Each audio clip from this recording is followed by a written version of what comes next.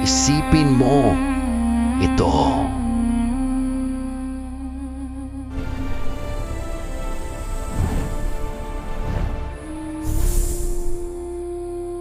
Isipin mo ito. Alam mo ba na ang Chinese New Year ay hindi lang basta paputok at dragon dance?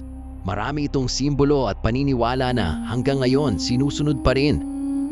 Ako pala si Mike Kalaman at sa video na ito, pag-uusapan natin ang ilang fun facts tungkol sa Chinese New Year at kung kailan ito nagsimula sa Pilipinas.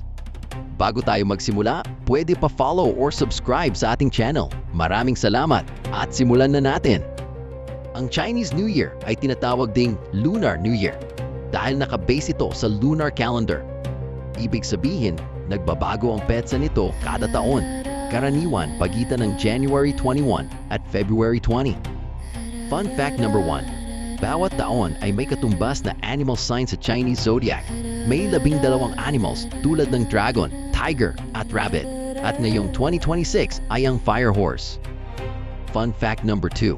Ang kulay pula ay simbolo ng swerte at proteksyon laban sa malas.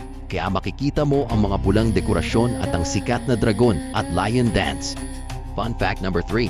Mahilig silang magbigay ng angpao o red envelope na may pera bilang simbolo ng good luck at blessings.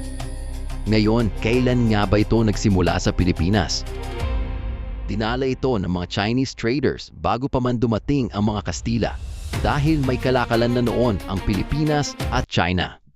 Pero ngayon di na sila BFF.